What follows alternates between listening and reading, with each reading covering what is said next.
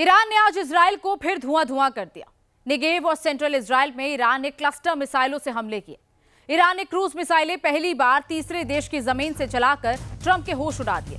Iran ने Saudi की राजधानी रियाद में एम्बेसी को तहस नहस कर दिया।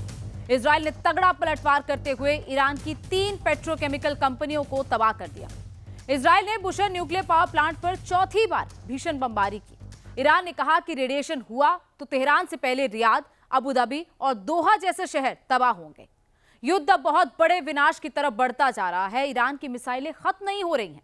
ईरान के ड्रोन लगातार तबाही मचा रहे हैं। ईरान कहां-कहां से हमले कर रहा है, इस रिपोर्ट में समझिए। युद्ध का 36वां दिन, ईरान का काउंटर अटैक।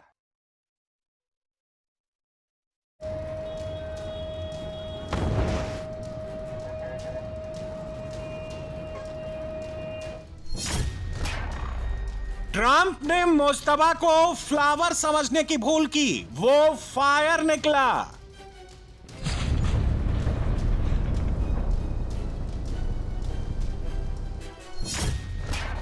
ट्रंप गिनती नहीं कर पा रहे ईरान कितनी मिसाइलें मार रहा है।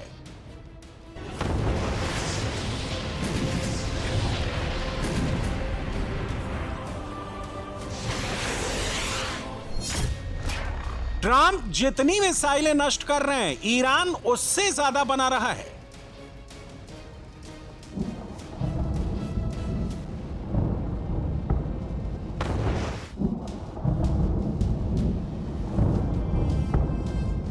They have no anti-aircraft equipment. Their radar is 100% annihilated. We are unstoppable as a military force. 36 दिन में ट्रंप ने 10 बार कहा ईरान की नेवी खत्म कर दी, ईरान की एयरफोर्स उड़ा दी, ईरान के रेडार 100% तोड़ दिए, ईरान के मिसाइल लॉन्चर बर्बाद कर दिए।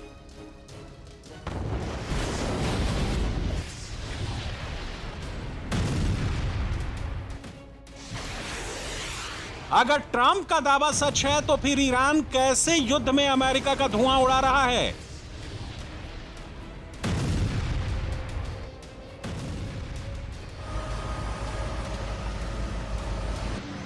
अगर अमेरिका ने ईरान के आधे से ज्यादा मिसाइल लॉन्चर तबाह कर दिए तो ईरान कहां से रोजाना मिसाइलें मार रहा है?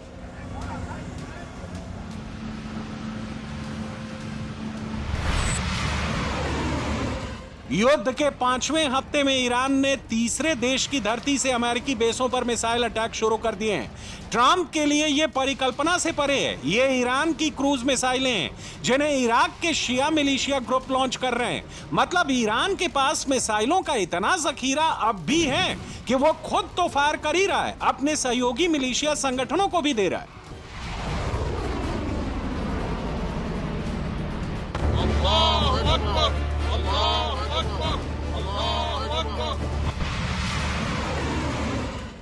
अमेरिका और इजरायल को अभी तक सिर्फ ईरान से आने वाली बैलिस्टिक मिसाइलें इंटरसेप्ट करनी पड़ रही थी। अब पड़ोसी मुल्कों में छुपे बैठे ईरान के समर्थक आतंकी संगठन क्रूज मिसाइलों से अमेरिका को दहला रहे हैं। बैलिस्टिक मिसाइलें ऊंचाई पर उड़ती हैं, उन्हें इंटरसेप्ट करना आसान होता है। क्रूज मिसाइलें बहुत कम ऊंचाई पर उड़ती हैं, उन्हें इंटरसेप्ट करना बहुत मुश्किल होता है।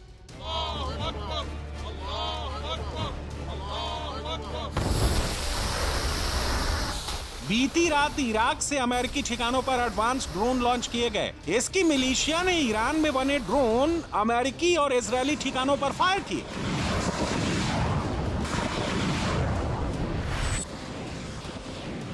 तीसरे देश से हुए क्रूज मिसाइल और ड्रोन अटैक ने अमेरिका की टेंशन बहुत बढ़ा दी है। ईरान ने रणनीति के तहत तीसरे देश से हमले तब शुरू किए हैं जब अमेरिका के कई एयर डिफेंस सिस्टम बर्बाद हो चुके हैं, उन्हें रिपेयर करने की जरूरत है।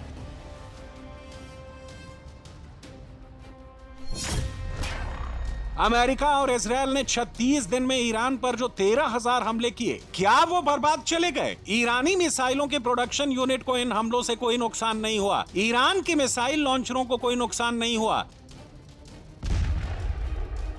पेंटागन के खुफ केसरिया से मन जोगी हुआ रे, दिल झूमे देखो।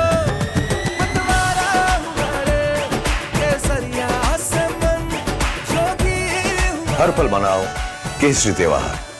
विमल, बोलो जुबान केसरी। मीडिया रिपोर्ट के मुताबिक अमेरिका और इजराइल के हमलों से ईरान के मिसाइल प्रोग्राम को जितने बड़े नुकसान का अनुमान लगाया गया था वो गलत साबित हुआ है।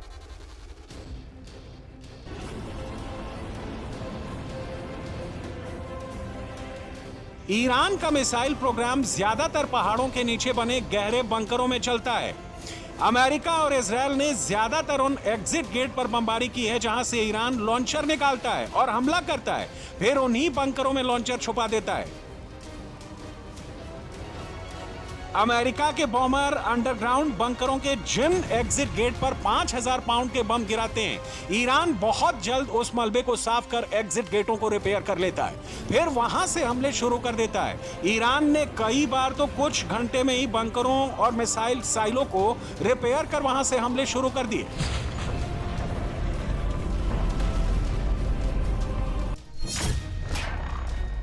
अमेरिका और इजराइल को चकमा देने के लिए ईरान बड़ी संख्या में नकली कहें या डिकॉय मिसाइल लॉन्चर और ड्रोन खड़े कर देता है। वो आसमान से असली जैसे दिखते हैं। अमेरिका और इजराइल उन्हें बम धमाकों से उड़ाकर लिस्ट में जोड़ लेते हैं।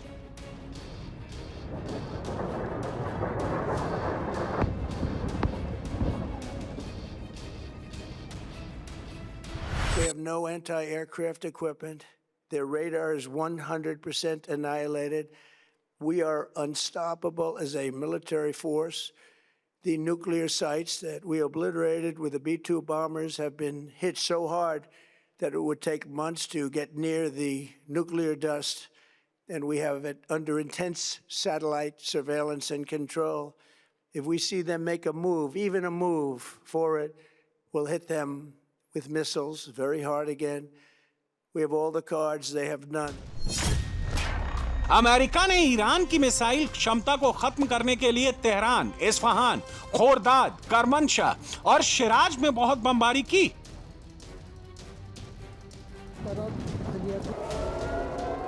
अमेरिका और इजराइल बड़े बड़े बम गिराकर मिलिट्री की ताकत दिखा रहे हैं, फिर भी ईरान सरेंडर नहीं कर रहा है। वहीं ईरान स्ट्रेटेजिकली इस लड़ाई को लड़कर अमेरिका और इजराइल को बहुत तगड़ा झटका दे रहा है।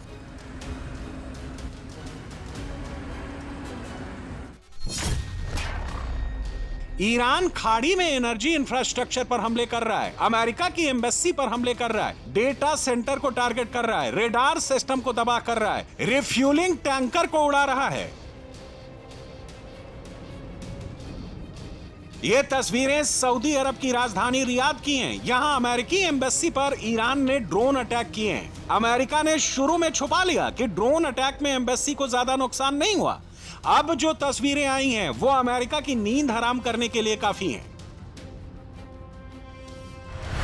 ड्रोन अटैक के बाद अमेरिकी एम्बेसी में आग के शोले उठ रहे हैं। एम्बेसी की इमारत का बड़ा हिस्सा आग की लपटों से घिरा हुआ है।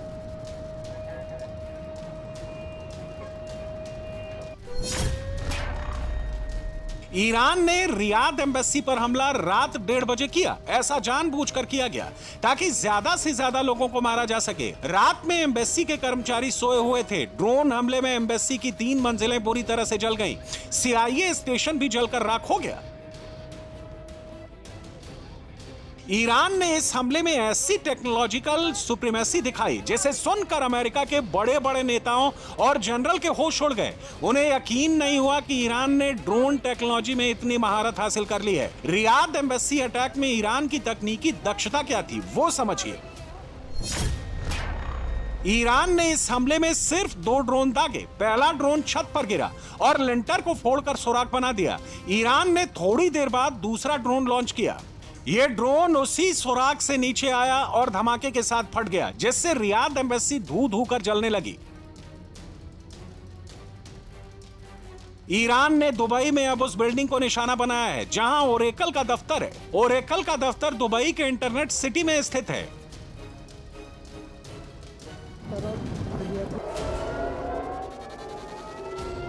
अमेरिका और इजराइल की तरह ईरान अंधाधुंध बमबारी नहीं कर रहा है।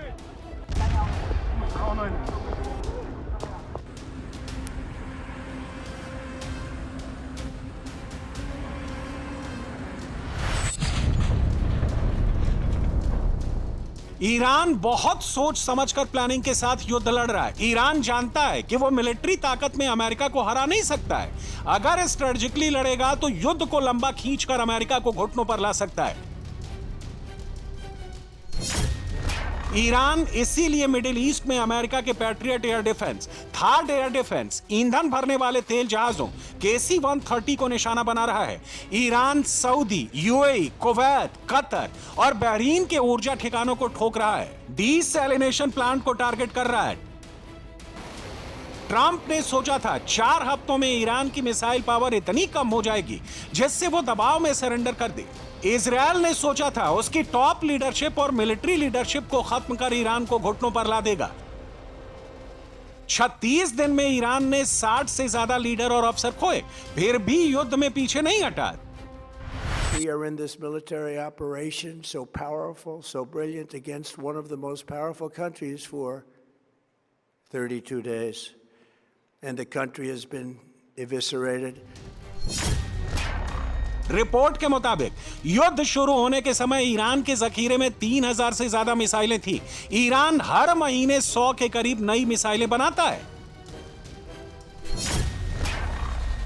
ईरान ने पहले हफ्ते में 795 मिसाइलें फायर की, दूसरे हफ्ते में 122 मिसाइलें दागी, तीसरे हफ्ते में 243 मिसाइलें लॉन्च की, चौथे हफ्ते में 213 मिसाइलें दागी, पांचवें हफ्ते में 212 मिसाइलें मार चुका है। कुल मिलाकर 36 दिन में 1585 मिसाइलें ईरान ने चला दी। ऐसे में करीब केसरिया से मन जोगी हुआ रे, दिल झूमे देखो मतवारा हुआ रे, केसरिया से मन जोगी हुआ। हर पल मनाओ केसरी त्योहार। विमल, बोलो जुबान केसरी। 1500 मिसाइलें उसके पास अभी बची हुई हैं, जबकि ट्रंप के पास टॉम हॉक और इंटरसेप्टर मिसाइलों की भारी कमी हो गई है। ट्रंप के कुछ सलाहकार बता रहे हैं कि ईरान के पास 300-400 से ज्यादा मिसाइलें नहीं बची हैं। 50% मिसाइल लॉन्चर बचे हैं। यही गलत आंकड़े युद्ध में ट्रंप की किरकिरी करा रहे हैं, अमेरिका को भारी पड़ रहे हैं। ईरान अब सेजिल, खुर्रम शरफोर, खैबर शेकन, अबू मेहदी जैसी मिसाइलों से हमले कर रहा है। ट्रंप सीज फायर मांग रहे हैं, मुस्तबा फायर ही फायर झोंक रहा है। ट्रंप 48 घंटे की मोहलत मांग रहे हैं, मुस्तबा 8 घंटे की मोहलत देने को राजी नहीं है।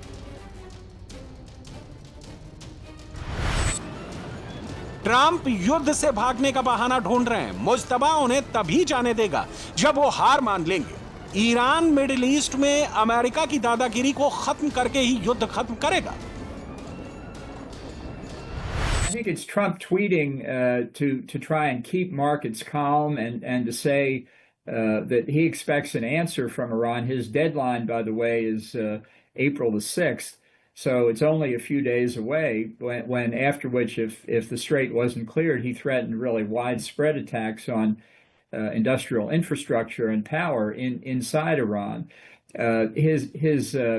His attention span is short, so he's looking for ways to try and maximize pressure on the regime to get them to give up their effective control over the strait. And I think that for the U.S. to declare victory, which I think Trump wants to do, and leave with the strait still closed or with Iran in a dominant position over the Gulf Arabs would be a strategic disaster for the United States.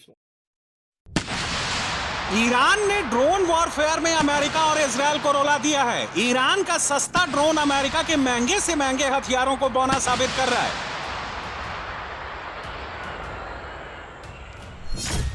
Iran ने पहले हफ्ते में 1228 drone attack किए, दूसरे हफ्ते में 611 drone चलाए, तीसरे हफ्ते में हमले डबल करते हुए 1188 ड्रोन मारे, चौथे हफ्ते में 648 ड्रोन चलाए, पांचवें हफ्ते में 332 ड्रोन मारे। ईरान के ड्रोन इतना विध्वंस करेंगे, इसका अंदाजा ना तो इजरायल को था और ना ही अमेरिका को। ईरान ने ड्रोन की इतनी सटीक पावर अपने बलबूते नहीं, पुतिन के बूते हासिल की है। यूक्रेन के खिलाफ ईरान ने छप्पर फाड़कर रूस के शाहेद कामिकाजे ड्रोन दिए थे, जब ईरान को जरूरत पड़ी तो पुतिन ने वो टेक्नोलॉजी दी जिससे ईरानी ड्रोन बहुत घातक हो गए। रूस ने ईरान को जो ड्रोन वापस दिए वो एआई और एंटी जैमर तकनीक से लैस हैं। अमेरिका उन्हें आसानी से जैम नहीं कर सकता। इनके सटीक हमलों को रोक नहीं पा रहा। रूस ने यूक्रेन के खिलाफ पैट्रियट एयर डिफेंस को भेदने के लिए इस्कंदर और किंजल मिसाइलों को अपडेट किया था। पैट्रियट की क्षमता को रूस ने 90% तक कम कर दिया है। तीसरे हफ्ते में ईरान ने जो मिसाइलें दागनी शुरू की वो भी इजरायल के एयर डिफेंस को चकमा देने में सफल रही थी। रूस ने इस्कंदर और किंजल मिसाइलों में ऐसे मॉडिफिकेशन किए थे जिससे ये मिसाइलें टारगेट के करीब पहुंचने पर तिरछी छलांग लगाते हुए भागती हैं। ईरान ने भी वही टेक्नोलॉजी अपनाई। रूस ने ये टेक्नोलॉजी दी। इससे अमेरिका के पैट्रियट एयर डिफेंस और इजरायल के डेविड स्लिंग के लिए इन्हें इंटरसेप्ट करना मुश्किल हो रहा है। रूस ने अपनी मिसाइलों में एक डिकॉय रेडार फिट किया था जो पैट्रियट के रेडार को आसानी से मिसाइल संकेत भेजकर कंफ्यूज करता है। वही काम ईरानी मिसाइलें इजरायल में कर रही हैं। ये इजरायल में नेगेव का रेगिस्तान है। यहाँ इजरायल का सबसे बड़ा परमाणु अड्डा भी है। यहाँ कई बड़ी टेक कंपनियों के दफ्तर भी हैं। नेगेव रेगिस्तान में घनी आबादी है। ईरान लगातार इस इलाके में मिसाइल अटैक कर रहा है। इजरायल का एयर डिफेंस इन मिसाइलों को रोकने में बार बार फेल हो रहा है। ईरान सेंट्रल तेहरान में बहुत तबाही मचा रहा है। इजरायल के पास उसकी क्लस्टर मिसाइलों का कोई तोड़ नहीं है। ईरान की क्लस्टर मिसाइलों ने इजरायली एयर डिफेंस की पूरी फिजिक्स गड़बड़ा दी है। ईरान साउथ इजरायल को भी राख के ढेर में बदलने लगा है। ईरानी मिसाइलें वहां दनादन बस्तियों में गिर रही हैं।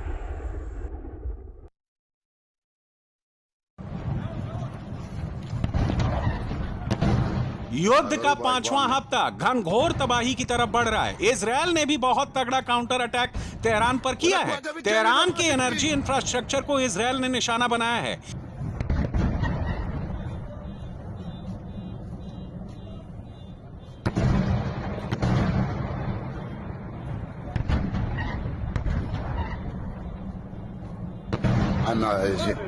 Hi.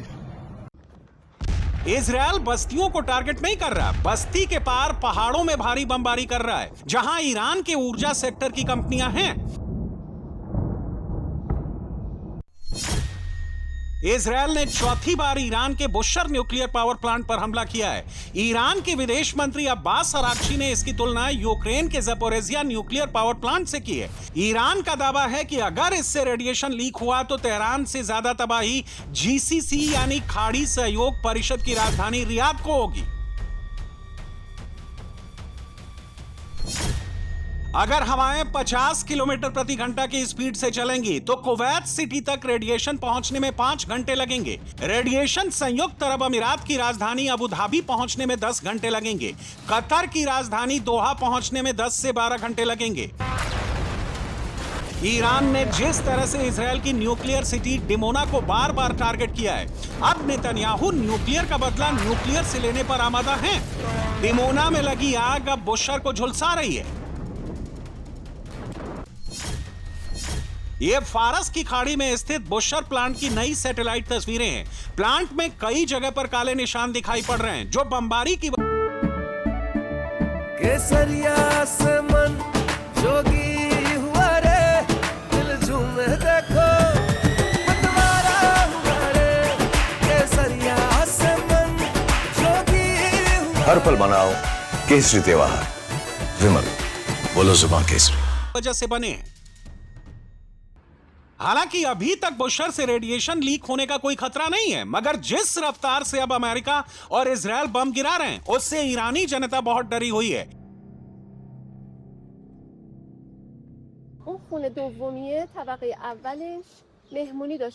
उस दूसरी इमारत पर पहली मंजिल में एक पार्टी थी। वहाँ ज़्यादातर लोग मेहमान थे। यहाँ 1 मिनट के भीतर एयर स्ट्राइक हुई। 3 बच्चे जो घायल थे और खून से लथपथ थे उन्हें वहाँ से बरामद किया गया और मुझे सौंप दिया गया। एक बच्चे ने मुझे जाने नहीं दिया। उसे लगा कि मैं उनकी माँ हूँ। वहाँ पूरी तरह अंधेरा था। फिर माँ को मलबे से बाहर निकाला गया। मैं ऐसी टिप्पणियों पर विश्वास नहीं करती, बिल्कुल नहीं।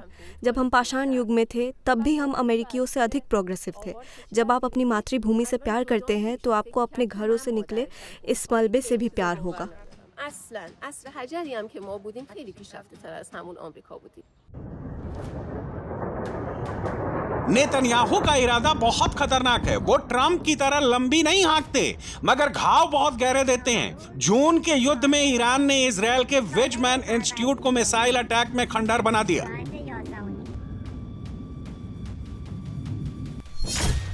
इस बार नेतन्याहू ने 100 साल पुराने पाश्चर इंस्टीट्यूट को समतल कर वेजमैन में हमले का बदला ले लिया है। नेतन्याहू ने दूसरे फ्रंट पर भी भयंकर हमले शुरू कर दिए हैं। बेरूत में ईरान का सपोर्ट करने वाले जितने भी लोग हैं, नेतन्याहू चुन चुन कर उनका सफाया कर रहे हैं।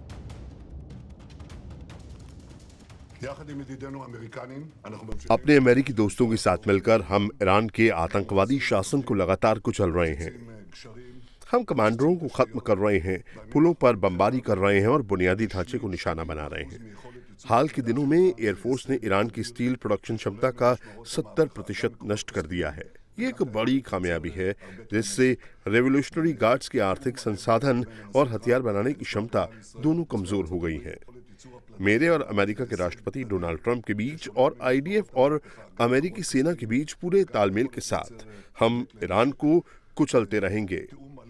ये शासन पहले से कहीं ज्यादा कमजोर है और इजराइल पहले से कहीं ज्यादा मजबूत है।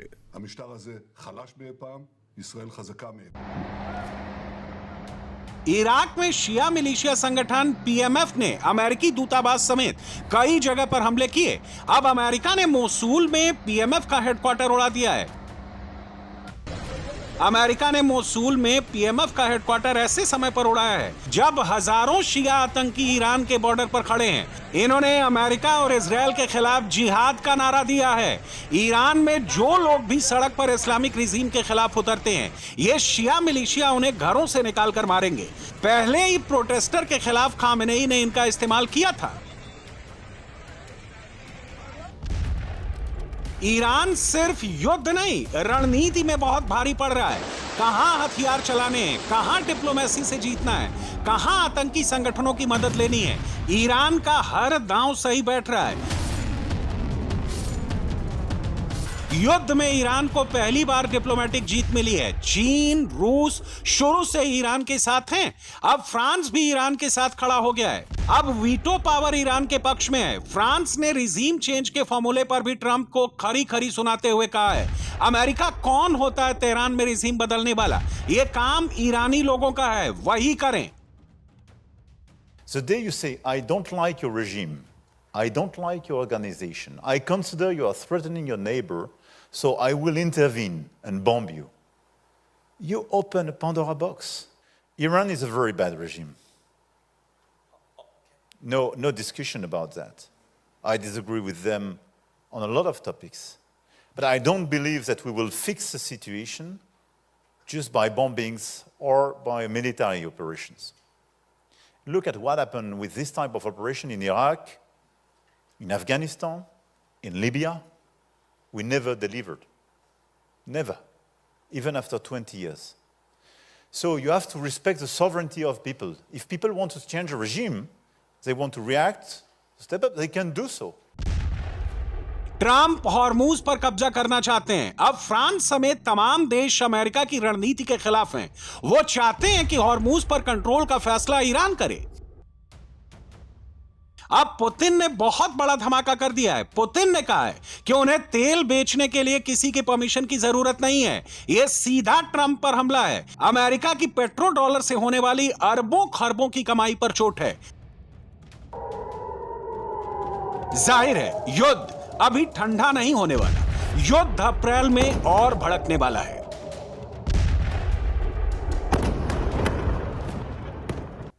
ट्रंप ने अभी ईरान को बहुत बड़ी चेतावनी दी है। ट्रंप ने ईरान को होर्मुज पर समझौते की डेडलाइन याद दिलाते हुए कहा कि 10 दिन का अल्टीमेटम खत्म हो रहा है। 48 घंटे बाद ईरान कहर झेलने के लिए तैयार रहे। 48 घंटे बाद ईरान पर कयामत बरसेगी। इधर 24 घंटे हो गए हैं अमेरिकी F-15 पायलट का पता नहीं चल पाया है। अमेरिकी और ईरानी सेना में कंपटीशन चल रहा है कि उसे पहले कौन ढूंढेगा। मुस्तफा के गुरिल्ला चप्पे चप्पे से वाकिफ है, उनके साथ लोकेशन का एडवांटेज है। अमेरिकी हेलीकॉप्टर हवा से सर्च कर रहे हैं, उन्हें एरियल व्यू मिल रहा है और वो दूर तक देख पा रहे हैं। लेकिन अमेरिका के लिए सबसे बड़ी मुसीबत यह है कि जैसे ही चॉपर जमीन के पास पहुंचते हैं, ईरानी गुरिल्ला अंधाधुंध फायरिंग कर देते हैं। ईरान ने पायलट को जिंदा पकड़ने के लिए 55 लाख के इनाम का भी ऐलान कर दिया।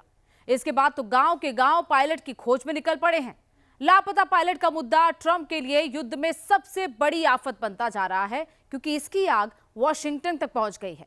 अगर ईरान ने इस पायलट को अमेरिका से पहले ढूंढ लिया तो युद्ध का नतीजा ईरान की शर्तों से तय होगा।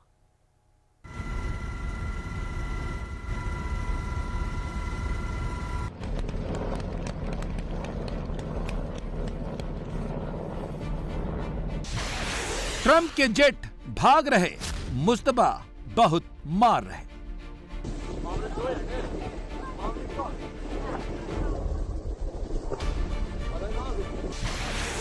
मुस्तफा का टारगेट फिक्स, ट्रंप के फाइटर टाए टाए फिस।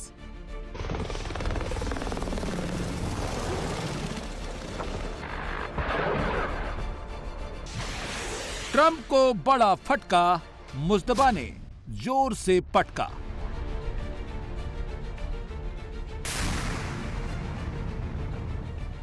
बहुत घमंड था ट्रंप को, बहुत डींगे हाँक रहे थे।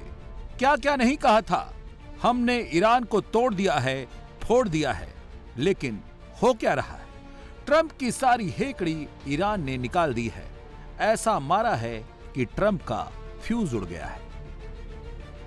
सिर्फ एक दिन के अंदर ही अमेरिका के F-15 से लेकर A-10 थंडरबोल्ट फाइटर को ईरान ने उड़ा दिया। 2 ब्लैक हॉक हेलीकॉप्टर को ईरान ने टारगेट कर धुआं धुआं कर दिया। कुवैत के एक ड्रोन अटैक में चिनूक हेलीकॉप्टर के पर खच्चे उड़ गए।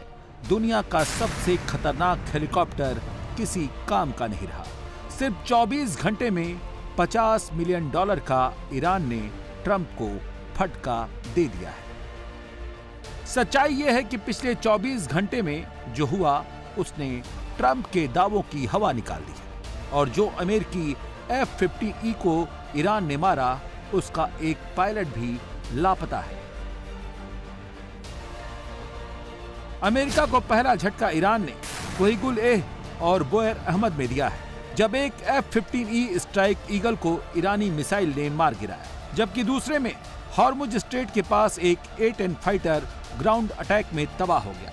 अमेरिकी स्पेशल फोर्सेज ने F-15E के 2 पायलटों में से एक को बचा लिया है, लेकिन दूसरे पायलट की कोई लोकेशन नहीं मिल रही है।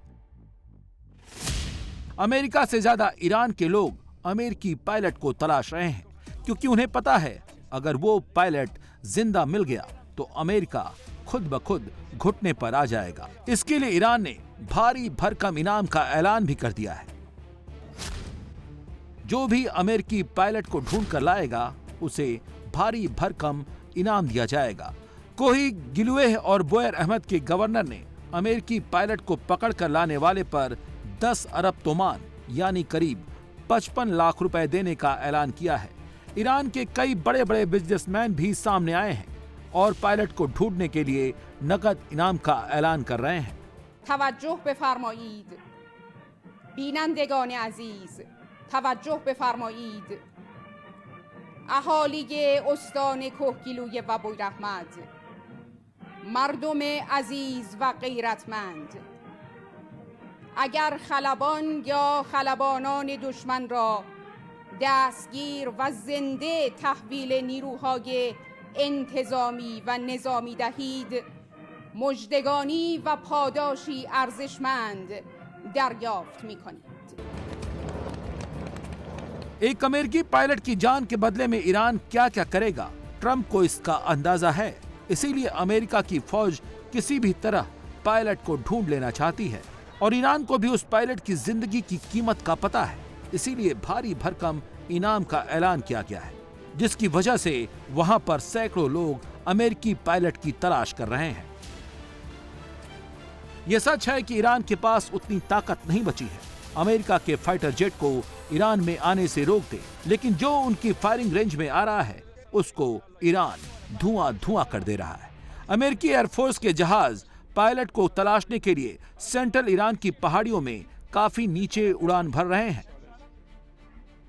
अमेरिका ने इस काम में कई विमानों को एंगेज किया है, लेकिन अब तक पायलट की कोई खोज खबर नहीं मिल सकी है।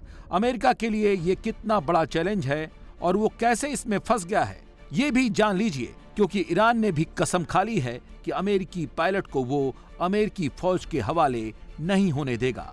हालत ये है कि जैसे ही अमेरिकी फाइटर जेट पायलट की तलाश में ईरान में आते हैं, ईरानी पुलिस अमेरिकी विमान पर फायरिंग करने लगती है। यूएस एयरफोर्स का ये HS-60 pave hoc rescue helicopter है, जिस पर ईरान की पुलिस गोलीबारी कर रही है। वहीं दूसरी तरफ ईरान ट्राइबल्स गोरिल्ले भी अमेरिकी एयरफोर्स पर गोलियां चला रहे हैं। अमेरिका से लोगों को इस कदर गुस्सा है कि लोकल ईरानी लोग भी हथियार लेकर निकल पड़े हैं। ट्रंप अभी ईरान में ग्राउंड फोर्स उतारने की सोच रहे हैं। उससे पहले ही ईरान ने ट्रंप को चैलेंज का एक ट्रेलर दिखा दिया है। ईरान का दावा है कि फायरिंग में अमेरिका के 2 HS-60W जॉली ग्रीन हेलीकॉप्टर को उसने तबाह कर दिया है। अमेरिका का सबसे मजबूत सिंगल सीट वाला एयरक्राफ्ट है A-10। A-10 को अमेरिकी एयरफोर्स का मजबूत ग्राउंड अटैक विमान माना जाता है, जो जमीनी टारगेट पर घातक हमला करने के लिए जाना जाता है।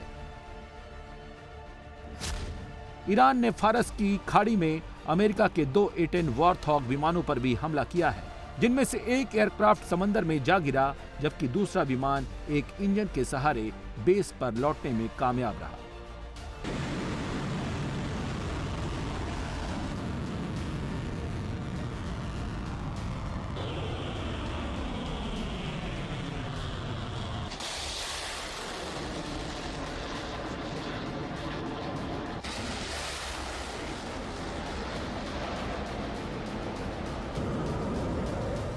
जो ईरान के लिए ट्रंप दावा कर रहे थे, उसकी मिसाइल ताकत खत्म हो गई है।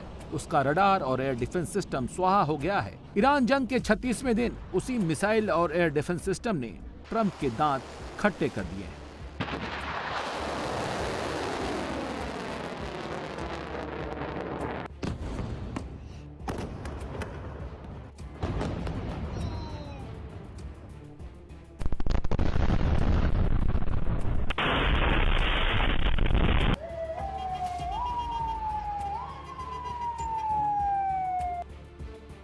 ईरान अब पूरी दुनिया को F-15E के मलबे की तस्वीरें दिखा रहा है। पूरी दुनिया में ट्रंप की फौज की खिल्ली उड़ा रहा है। ईरानी संसद के अध्यक्ष मोहम्मद बघेर गलीबाफ ने अमेरिकी जेट के मार गिराने पर ट्रंप की बोलती बंद कर दी। उन्होंने एक्स हैंडल पर लिखा है कि ईरान को 37 बार हराने का दावा करने वाला कितना लाचार हो गया है। कह रहा है, प्लीज कोई मेरे पायलट को ढूंढकर लौटा दे।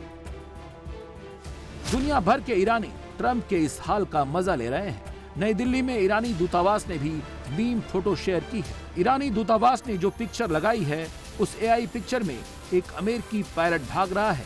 ईरानी लोग उसे पकड़ने के लिए दौड़ा रहे हैं। ईरानी मीम्स का सैलाब आ गया है। मुंबई में ईरान के महावाणिज्य दूतावास ने भी ट्रंप के मजे लेने में देर नहीं की। एक फोटो शेयर कर अमेरिका के रेस्क्यू ऑपरेशन का मजाक बना दिया, जिसमें अमेरिका के रेस्क्यू हेलीकॉप्टर पायलट की तलाश में ईरानी एयर स्पेस में उड़ान भर रहे हैं। एक तस्वीर इसी रेस्क्यू ऑपरेशन की है, जिसमें अमेरिका के अपाचे हेलीकॉप्टर में बीच हवा में फ्यूल भरा जा रहा है। कैप्शन में लिखा गया है, सावधान, थोड़ा और पास आए तो शायद हमारी नजर तुम पर होगी। ट्रंप की फौज की हालत यह है कि पायलट ढूंढ नहीं पा रहे, फाइटर जेट गिरे जा रहे हैं, और हालत यह है कि ट्रंप कह रहे हैं कि ईरान के पास तो कुछ बचा ही नहीं। They have no anti-aircraft equipment. Their radar is 100% annihilated. We are unstoppable as a military force. Donald Trump ने 24 मार्च को ये बात कही थी कि हमें कोई रोक नहीं सकता, जबकि हकीकत यह है कि ईरान ने धुआं धुआं कर दिया है और अभी भी ईरान झुकने के मूड में नहीं है। अमेरिका की बर्बादी की ये सबसे ताजा तस्वीर है। अमेरिका का CH-47 Chinook heavy lift helicopter है, जो कुवैत एयरबेस पर तैनात था। ईरान ने अपने ड्रोन अटैक से चिनूक हेलीकॉप्टर को कबाड़ में बदल दिया। कुवैत के हैंगर में डैमेज चिनूक खड़ा है जो अब किसी काम का नहीं है। ईरान ने अमेरिका को जितनी चोट पहुंचाई है उसका उसे भी अंदाजा नहीं था। ईरान ने अमेरिका के खिलाफ जो ऑपरेशन एपिक फ्यूरी चलाया है उसने अमेरिका को कितना नुकसान किया है। F-35 लाइटनिंग 2 अमेरिका का एक F-35 ईरान की सरफेस टू एयर मिसाइल ने मार गिराया। एक F-35 गिरने से अमेरिका को $110 मिलियन का नुकसान हुआ। अमेरिका के 3 F-15E स्ट्राइक ईगल को ईरानी सेना ने कुवैत में मार गिराया और एक ईरान के ऊपर ही उड़ा दिया। इससे अमेरिका का नुकसान हुआ $90 मिलियन। अमेरिका का एक A-10 थंडरबोल्ट 2 ईरान की सरफेस टू एयर मिसाइल ने मार गिराया, जिससे अमेरिका को $18.8 मिलियन का नुकसान हुआ। अमेरिका का एक E-3 सेनेटरी अवाक्स रडार को ईरान ने प्रिंस सुल्तान एयरबेस पर खत्म कर दिया, जिसकी आज अनुमानित लागत है $700 मिलियन। अमेरिका को $700 मिलियन का फटका लगा। अमेरिका के 7 KC-135 टैंकर विमान को भी ईरान ने उड़ा दिया, जिसमें 2 तो पूरी तरह से तबाह हो गए, 5 बुरी तरह से डैमेज हो गए। नुकसान हुआ $40 मिलियन का। ईरान ने अमेरिका के एक HS-60M हेलीकॉप्टर को भी इराक में मार गिराया। 2 अमेरिकी HS-60W हेलीकॉप्टर को ईरान के आसमान में ही तबाह कर दिया। नुकसान हुआ $20 मिलियन। अमेरिका के 17 MQ-9 रिपर ड्रोन को ईरान ने युद्ध में उड़ा दिया है। नुकसान हुआ $20 मिलियन का। सवाल सिर्फ फाइटर जेट के और आर्थिक नुकसान का नहीं है। अमेरिका का नुकसान वाशिंगटन तक पहुंच गया है। कहा तो यह जा रहा है कि ईरान युद्ध की वजह से वाशिंगटन हिल गया है। ट्रंप एडमिनिस्ट्रेशन के भीतर भी बवाल मच गया है। ईरान युद्ध ट्रंप के गले की हड्डी बन गया है, जो ना निगलते बन रहा है और ना उगलते। अब इसका असर वॉशिंगटन के भीतर भी नजर आने लगा है। कहा जा रहा है कि ईरान युद्ध की ट्रंप पॉलिसी से ट्रंप सरकार में ही सवाल खड़े हो गए हैं, जिसके बाद अंदर खाने हड़कंप मच गया है। इस खबर की तस्दीक तब हो गई जब 3 अप्रैल को यूएस आर्मी चीफ के इस्तीफे की खबर आई। कहा गया कि यूएस सेक्रेटरी ऑफ वॉर पीट हेग्सेथ ने जबरन रैंडी जॉर्ज से इस्तीफा ले लिया।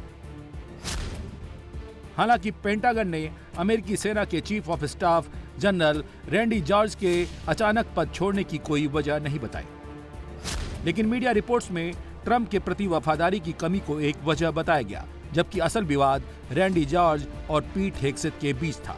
कहा जा रहा है कि सीनियर अधिकारियों के प्रमोशन को लेकर विवाद और सेना संबंधी फैसलों पर कंट्रोल को लेकर पीट हेग्सेथ के साथ उनके मतभेद थे। हेग्सेथ लगातार अपना फैसला मानने का रैंडी जॉर्ज पर दबाव बना रहे थे। इस मतभेद से दोनों के बीच दरार और गहरी हो गई और रैंडी जॉर्ज को पद छोड़ना पड़ा। ईरान युद्ध के फैसले में भी ये मतभेद और सामने उभर कर आ गए। रैंडी जॉर्ज से जबरन इस्तीफा लेने की पीछे की खबर का खुलासा न्यूयॉर्क पोस्ट ने किया है। न्यूयॉर्क पोस्ट की माने तो रक्षा मंत्री पीट हेग्सेथ को लग रहा था कि उनकी जगह कोई और ले सकता है। खासकर उन्हें इस बात का डर था कि आर्मी सेक्रेटरी डैन डिस्कॉल उनकी जगह ले सकते हैं। इसी डर की वजह से उन्होंने अचानक सेना के सबसे बड़े अधिकारी जनरल रैंडी जॉर्ज से इस्तीफा मांग लिया। कहा जा रहा है कि वे उन लोगों को निशाना बना रहे हैं जो ड्रिस्कॉल के करीबी माने जाते हैं। आर्मी चीफ जॉर्ज रैंडी भी ड्रिस्कॉल के करीबी कहे जाते हैं। हेग्सेथ ने सिर्फ एक नहीं बल्कि 2 और सेना के जनरलों को भी हटा दिया। हेग्सेथ ड्रिस्कॉल को इसलिए भी हटाना चाहते हैं कि ड्रिस्कॉल उपराष्ट्रपति जेडी वेंस के करीबी हैं। ड्रिस्कॉल की पहचान तब बनी थी जब यूक्रेन युद्ध में बातचीत में उन्होंने बड़ी भूमिका निभाई थी। इसी के बाद से ये कयास लग रहे हैं कि ट्रंप सरकार में आपसी मतभेद बढ़ गए हैं। ईरान युद्ध की वजह से अमेरिका की सेना के भीतर भी सब कुछ ठीक नहीं है। 17 मार्च को एनसीटीसी चीफ जो केंट के इस्तीफे की वजह को भी ईरान युद्ध से जोड़ा गया। अमेरिका के नेशनल काउंटर टेररिज्म सेंटर के हेड जो केंट ने ईरान के खिलाफ जारी युद्ध के विरोध करते हुए अपने पद से इस्तीफा दे दिया था, जिसके बाद वॉशिंगटन में हड़कंप मच गया। जो केंट ने सोशल मीडिया प्लेटफॉर्म एक्स पर अपना इस्तीफा साझा करते हुए लिखा था कि वे अपने ज़मीर के खिलाफ जाकर इस युद्ध का समर्थन नहीं कर सकते। ईरान अमेरिका के लिए कोई तत्काल खतरा नहीं था। अमेरिका ने ये युद्ध सिर्फ इजराइल और उसके पावरफुल अमेरिकी लॉबी के दबाव में शुरू किया। कहा तो ये जा रहा है कि ईरान युद्ध के फैसले को लेकर ट्रंप के खिलाफ लॉबिंग शुरू हो गई है, इसीलिए ट्रंप उन सभी लोगों को हटा रहे हैं जिनको ईरान युद्ध के उनके फैसले पर आपत्ति है। सबसे ज्यादा मतभेद सेना के भीतर होने का दावा किया जा रहा है। कहा तो ये जा रहा है कि ईरान युद्ध में ग्राउंड ऑपरेशन के फैसले पर बात सबसे ज्यादा बिगड़ गई है। रूस की मीडिया का तो यहां तक दावा है कि 30 से ज्यादा जनरलों ने ट्रंप के जमीनी हमले का आदेश मानने से इनकार कर दिया है। अब तक 12 को बर्खास्त किया जा चुका है और अगर जमीनी सेना ट्रंप उतारते हैं तो सेना में बगावत की भी स्थिति बन सकती है। रूसी मीडिया के दावे में दम इसलिए भी लग रहा है क्योंकि ट्रंप ने मिडिल ईस्ट में 10,000 सैनिक भेज दिए हैं, लेकिन ग्राउंड ऑपरेशन का फैसला अभी तक नहीं कर पाए हैं, वो भी तब जब ईरान ने युद्ध में नुकसान उठाने के बाद भी अमेरिका को ताबड़तोड़ जवाब दे रहा है।